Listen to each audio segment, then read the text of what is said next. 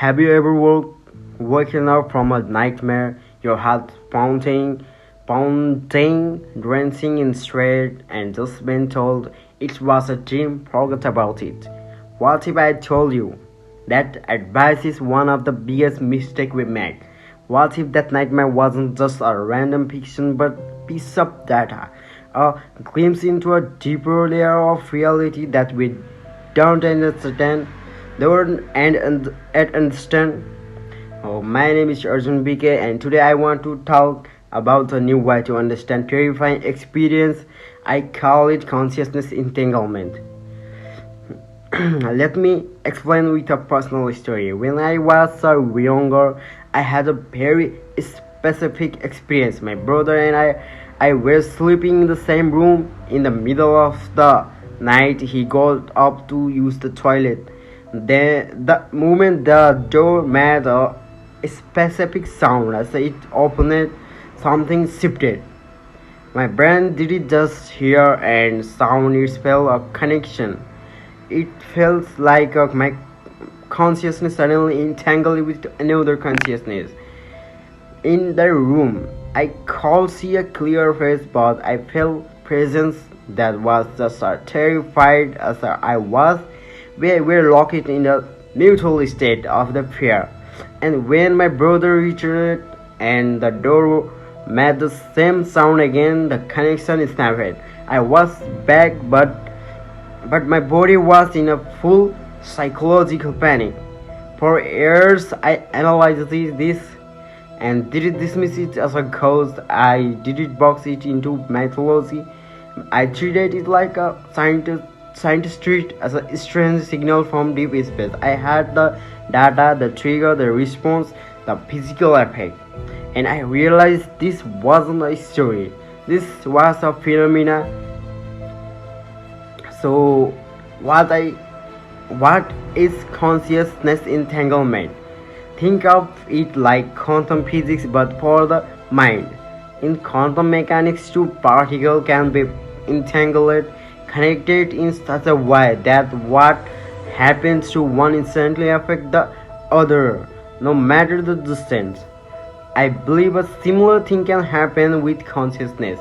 Our awareness isn't always locked tightly inside our skull. Under certain conditions, like a sudden surprising sound in a hypnagogic state, the threshold between sleep and wakefulness, our consciousness can briefly entangle or overlap with another. The nightmare that real is the brain terrified, confused interpretation of that connection. The monster is an external monster is the raw, unfamiliar signal of another consciousness, which our brains wired for survival interpret as a threat.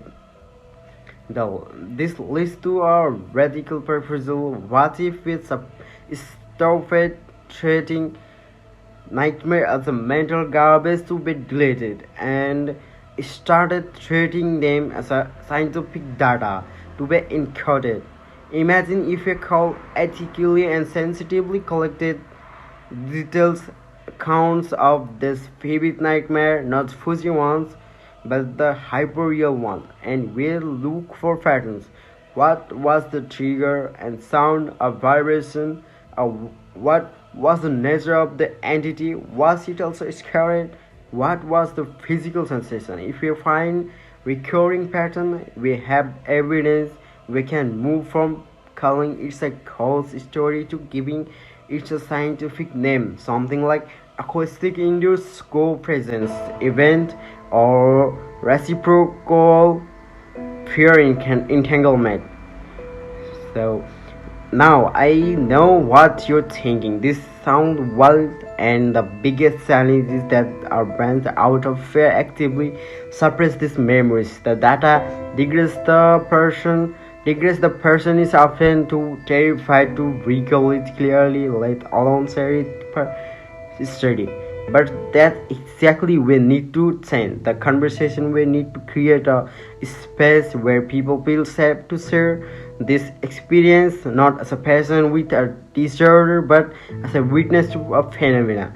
The conclusion is bold, but the data points toward is our consciousness is non-local. It can travel. It can connect. What we can call a nightmare might be our first clumsy trip into a much larger reality. This isn't about magic.